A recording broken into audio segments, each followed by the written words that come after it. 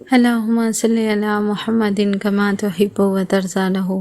درود پاک نہایت آسان و بابرکت تجارت ہے جس سے آدمی کو بلا تکلف صرف منافع ہی ملتا ہے۔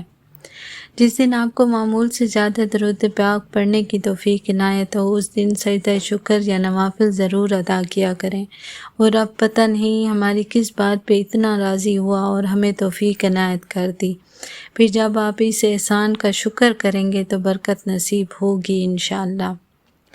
نبی کریم صلی اللہ علیہ وآلہ وسلم نے ارشاد فرمایا، قبر میں مردہ کی حالت ایسی ہے جیسے کہ کوئی شخص ڈوبتے ہوئے کسی کو پکار رہا ہو کہ کوئی اس کو ہاتھ سے پکڑ کر پانی سے باہر نکال دے۔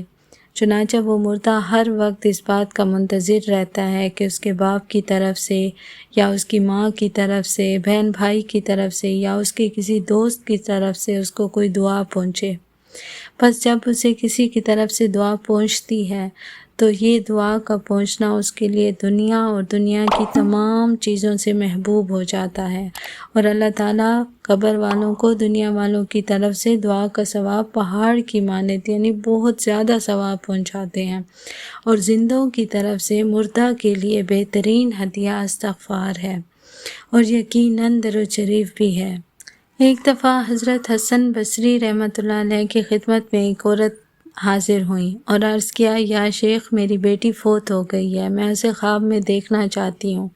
تو حضرت حسن بصری رحمۃ اللہ علیہ نے اسے کہا، 4 رکعت نماز نفل پڑھ، ہر رکعت میں سورہ فاتحہ کے بعد سورہ تکاثر ایک بار پڑھ کر عشاء کی نماز کے بعد بہت ساری دعا کر کے حضور پاک صلی اللہ علیہ وآلہ وسلم پر درود شریف پڑھتی رہے، اور یہاں تک کہ تجھے نیند آ جائے۔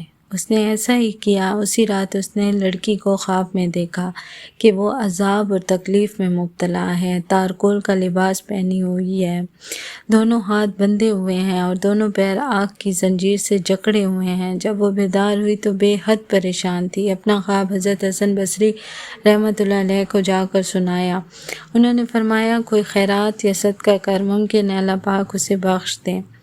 اس رات حضرت حسن بصری رحمۃ اللہ علیہ سوئے تو دیکھا کہ وہ ایک جنت کے باغ میں ہیں۔ اس باغ میں ایک تخت پر ایک خوبصورت لڑکی بیٹھی ہوئی ہے، اس کے سر پر نور کا تاج ہے۔ اس لڑکی نے حضرت حسن کی طرف مخاطب ہو کر کہا، اے حسن رحمۃ اللہ علیہ، کیا آپ مجھے جانتے ہیں؟ انہوں نے کہا، نہیں۔ اس نے کہا، میں اس عورت کی لڑکی ہوں جس کو آپ نے حضور صلی اللہ علیہ وآلہ وسلم پر درود پاک پڑھنے کو کہا تھا۔ حضرت نے فرمایا، تیری ماں نے تو تیرا حال اس سے مختلف بیان کیا ہے۔ اس نے کہا، اس وقت ایسا ہی تھا جیسا میری والدہ نے بیان کیا ہے۔ آپ نے دریافت کیا، پھر تجھے یہ مرتبہ کیسے ملا؟ اس نے کہا، ہم 70,000 نفوس عذاب میں تھے۔ ایک نیک شخص کا ہمارے قبرستان سے گزر ہوا۔ اس نے ایک بار آقائے دو جہاں حضرت محمد مصطفیٰ صلی اللہ علیہ وآلہ وسلم پر درود بھیجا اور اس کا ثواب ہمیں بخش دیا۔ اللہ تعالیٰ نے اسے قبول کیا اور ہم سب کو اس عذاب اور تکلیف سے آزاد کر دیا۔ مجھے اس کے صلے میں یہ حصہ ملا جو آپ دیکھ رہے ہیں۔ سبحان اللہ۔ کسی صورت یہاں پر اب ہمارا جی نہیں لگتا، ہمیں باد صبا لے جا اڑا کر ان کے کوچے میں۔